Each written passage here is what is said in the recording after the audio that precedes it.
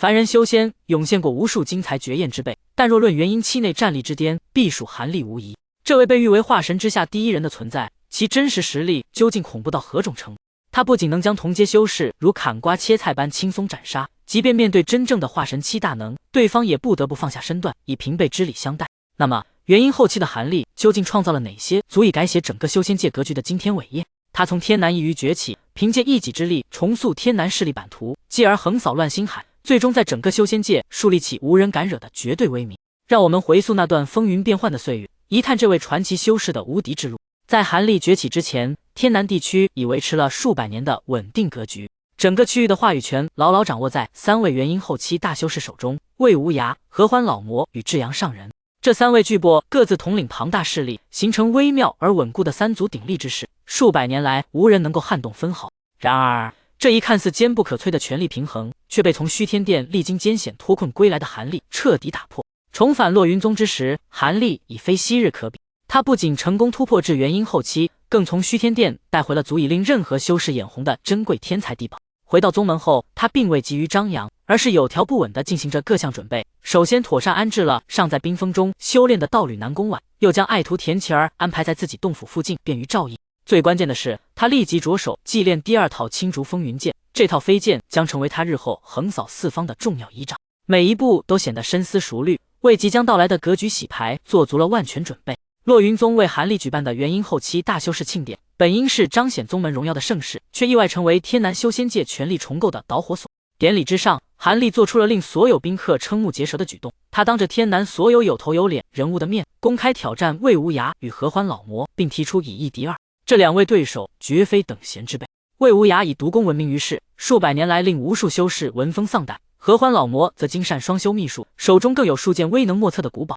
他们都是成名已久、威震一方的大修士，各自执掌着庞大的宗门势力。在任何人看来，韩立此举无异于自寻死路。然而，战斗的过程却完全颠覆了所有人的预想。韩立不仅祭出了元婴后期傀儡作为辅助战力，更亮出了8灵尺等数件通天灵宝，配合青竹风云剑部下的精妙剑阵，攻防两端皆达到了元婴期修士难以想象的完美程度。整场对决中，韩立始终占据绝对主动，以碾压之姿将2位老牌大修士彻底压制。不过一盏茶的功夫，魏无涯与合欢老魔便败下阵来，且败得心服口服。进至外观战的各路元婴修士，感受到场内传出的恐怖灵力波动，一个个目瞪口呆，心中掀起滔天巨浪。他们意识到，天南修仙界的天空已经彻底改变了颜色。魏无涯与合欢老魔的落败，并未让所有老牌大修士彻底死心。至阳上人，天南3巨头中最后一位，仍存侥幸心理。他自是修炼的纯阳功法，克制诸多邪术，加之手中握有数件传承古宝，认为韩立不过倚仗外物，真实修为未必胜过自己。于是，在韩立击败2位大修士后不久，至阳上人悄然造访落云宗，与韩立展开了一场不为人知的私下对决。这场战斗的细节从未被外界知晓，但至阳上人返回宗门后的举动说明了一切。他第一时间宣布必死关冲击化神期，且是终身不再过问修仙界事务的真正生死关。明眼人都能看出其中端倪。这位称雄天南数百年的老牌大修士，分明是被韩立打得道心几乎崩溃，彻底认识到自己与对方的实力鸿沟。与其继续在元婴期内与韩立争夺那虚无缥缈的第1名号，不如孤注一掷冲击化神，或许上有一线生机。至阳上人的选择，实际上是对韩立实力的最高认可。他承认了自己在元婴期内绝无胜过韩立的可能。经过与3位老牌大修士的系列对决，韩立天南第1大修士的名号彻底坐实，再无任何意义。而落云宗也随之水涨船高，从一个勉强跻身2流的宗门，一跃成为天南地区无可争议的第1大宗门，吸引着无数天才修士与附属势力前来投靠。整个天南修仙界的权力格局被彻底重塑，过去3足鼎立、相互制衡的局面一去不复返，取而代之的是以落云宗为核心，韩立为绝对权威的新秩序。这一变化不仅影响了各大宗门间的势力划分，更改变了天南地区数百年的资源分配规则与外交关系。韩立在天南的崛起，标志着一个时代的结束与另一个时代的开始，而他创造的神话才刚刚拉开序幕。平定天南不久，韩立接到了来自乱星海星宫少主林玉玲的万里传音符求援。当时的乱星海正值星宫与逆星盟全面战争的白热化阶段，星宫在逆星盟的猛攻下节节败退，形势岌岌可危。逆星盟之所以如此强势，全赖其幕后掌控者六道极胜。此人通过夺舍万天明的肉身重现世间，修为已达元婴后期巅峰，距离化神仅有一步之遥。他修炼的6级真魔功霸道绝伦，更自创了引龙诀、颠凤培元功等诡异秘术，手中三神白骨幡是乱星海公认的顶级魔宝。最可怕的是，他还炼化了2具元婴后期炼尸作为助力，这等配置让他在化神之下几乎无敌。然而6道极胜千算万算，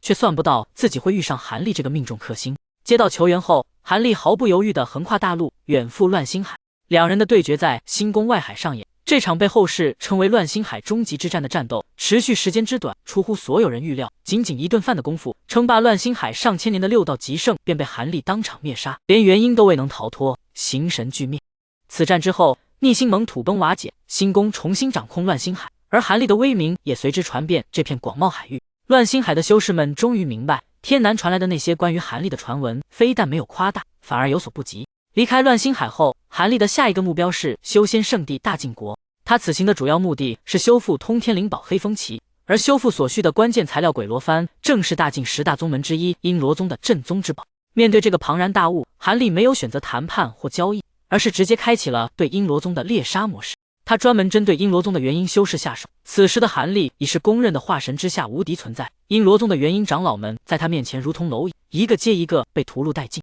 就连阴罗宗宗主同样是元婴后期的大修士，也未能幸免。这位宗主本以为凭借宗门底蕴与自身修为，至少能保住宗门传承，却在韩立绝对的实力面前不堪一击。韩立不仅斩杀了阴罗宗宗主，更从其手中缴获了大杀器灭仙珠。曾经位列大晋10大宗门、传承数千年的阴罗宗，就这样在韩立一人的追杀下彻底覆灭。消息传开后，整个大晋修仙界为之震动，所有宗门都意识到一个不容招惹的恐怖存在已经到来。阴罗宗覆灭引发的余波未平，更惊人的消息接踵而至。化神期修士风老怪为了给后人报仇，竟然亲自出手追杀韩立。须知化神期与元婴期之间的差距犹如天堑般难以逾越。自古以来，元婴修士在化神大能面前只有逃命的份，从无正面抗衡的可能。然而韩立的反应再次颠覆了所有人的认知。面对风老怪的追杀，他不仅没有丝毫慌乱，反而冷静分析形势，并放出豪言：若真要拼命，他有1成机会取胜，3成把握同归于尽，1半以上的概率能够重伤逃脱。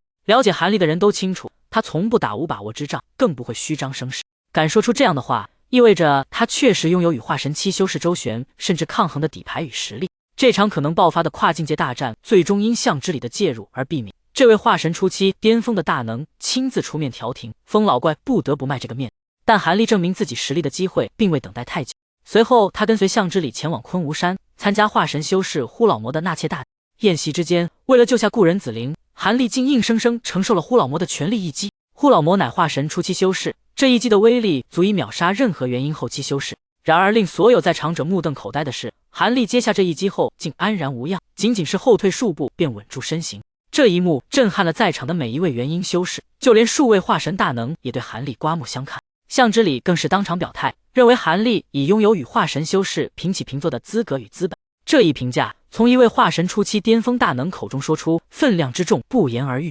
从打破天南3族鼎立格局，到横扫乱星海铲除6道极胜，从覆灭大晋10大宗门之一的阴罗宗，到硬汉化神修士不落下风，韩立在元婴后期创造的每一个战绩，都足以载入修仙界史册，流传千古。也正因如此，修仙界开始流传一种说法，韩立的元婴后期堪比寻常修士的化神期。这种跨越境界壁垒的战力表现，放在整个人界历史中都是独一档的存在。它不仅重新定义了元婴期修士的战力上限，更打破了修仙界长久以来境界决定一切的固有认知。韩立的传奇经历告诉后来者，真正的强大不仅源于境界的提升，更来自扎实的根基、多样的手段、谨慎的心性以及敢于突破常规的勇气。他以元婴后期之身，达成了化神修士都难以企及的威名与影响，这样的成就前无古人，后也难有来者。在波澜壮阔的修仙长卷中，韩立的名字已成为一个时代的符号，一个传奇的象征，一座令所有修士仰望却难以逾越的高峰。他的故事仍在继续，而他的传说早已不朽。